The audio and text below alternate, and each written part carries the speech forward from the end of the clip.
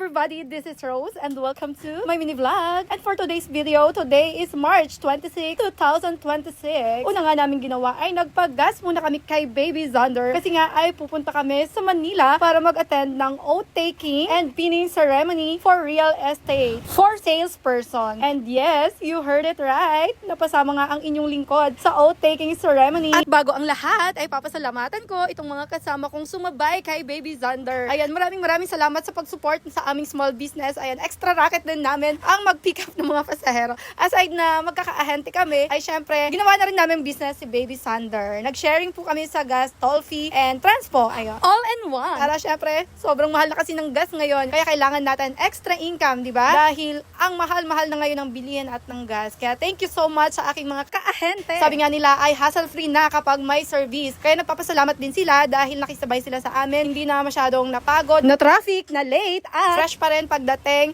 at sabay-sabay na kaming pumunta dito sa venue. At pagkatapos nga ng isang oras na biyahe, eto na nga, nandito na kami sa elevator para pumunta na sa ground floor. At pagkatapos sa ground floor, ay umakyat naman kami sa 4th floor dahil doon nga gaganapin ang must oath-taking and pinning ceremony for real estate for salesperson. At syempre, kailangan niyang ikabit itong sticker na proof na kami ay kasama sa oath-taking at with companion. Si husband ang aking isinama. Alam niyo naman, wala nang iba talaga akong isasama kundi ang aking very supportive na husband. At kita niyo naman ay talagang super maluwag talaga yung aking naarkilang damit, pero maganda naman siya. Nasa 2XL nga yung size nitong inarkila kong damit, pero ang size ko ay medium lang talaga. Small to semi-medium lang talaga. Kaya lang, alam niyo naman, nagulat ako at nabigla na akala ko hindi talaga ako sasama. Pero eto, kinuha na natin, grab na natin. Kasi wala na akong iba, no choice na. Nung pumunta ako sa mall, nasa 8,000 pataas yung ating Filipiniana. Sobrang mahal para sa one day occasion lang. At ang pinakamababa ay 3K, yung parang pang Filipiniana na pang top lang. So habi ko hindi practical. Kaya ito na lang nakita kong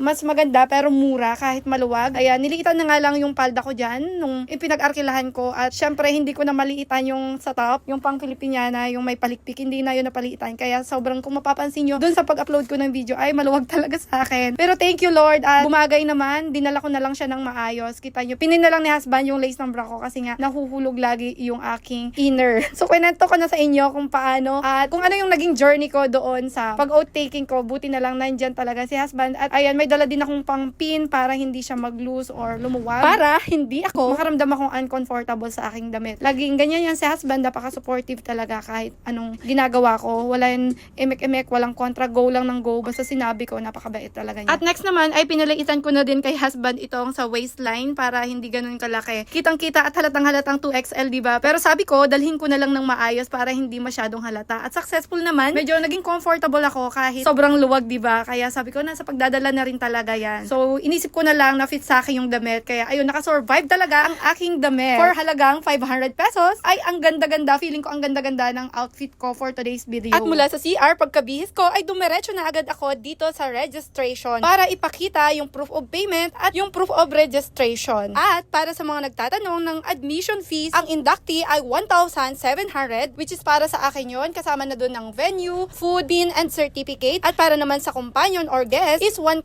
pesos per head. Kaya ang total na ginastos namin ni husband ay 2,700 pesos para sa oath-taking ceremony. At please take note na nag-iiba-iba ang singil sa admission fee dahil depende yan sa food, lalo na sa venue, sa layo, sa rentals fee nila. Kaya iba-iba po yan. Hindi standard na 1,700 per head, na iba minsan mas mura, minsan mas mataas. So depende talaga sa venue na paggaganapan ng ceremony. At sa mga nagtatanong kung meron pa ulit next oath-taking, hindi ko po alam kasi minsan daw once a year or twice a year lang po sila nagpapa-oath-taking. So buti na lang talaga nakahabol ako. At shout out sa aking kaahente ulit na si Miss Queenie Ann. Maraming salamat sa iyo sa pag-endorse ng link ng NREA Metro CBD Chapter National Real Estate Association Incorporated. Ayan, thank you so much. At special shout out kay Ma'am Gina May na nag-assist talaga sa akin sa page nila. Tinulungan akong humabol bago mag-cut off. Kaya successful ang araw na ito at sobrang nagpapasalamat talaga ako kay Lord. At special thanks din sa aking realty na RCD Pearl Homes Realty Incorporated na pinangungunahan ni Ma'am Emma, Sir Roel, Ma'am Rona at mga staff. Thank you so much. Without your guidance, wala po ako ngayon dito sa oath-taking ceremony na ito. Sobrang thank you po talaga. At shout out na rin sa aking division na pinangungunahan ng aking SD na si Ma'am Mira Flor at Ma'am Eva, ang aking UM. At syempre ang aking mga kasamahan, ka Vision. Shout out sa inyo.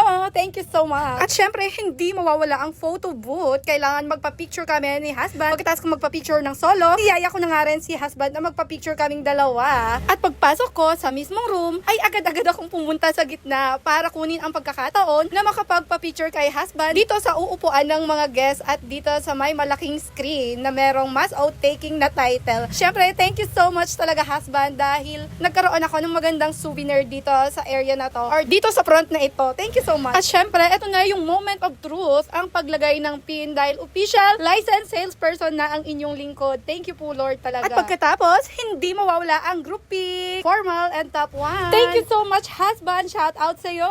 Top 1.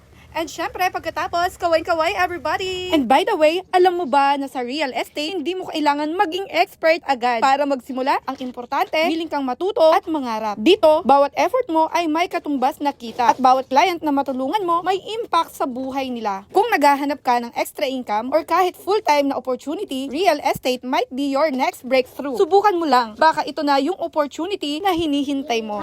At sobrang mahaba-haba na nga yung aking vlog na ito. Dito ko muna tatapusin. At huwag niyo pong kakalimutang mag-follow, heart reaction, comment, and share para mas lalo akong sisipagang mag-upload ng mga content. At syempre, agad-agad, nilagyan ko na kaagad ng pangalan yung aking certificate at prinit na agad yan ni husband sa sticker. Maraming salamat ulit sa panunood at pakikinig hanggang sa muling pagkikita. Ingat kayo palagi. God bless you. Bye!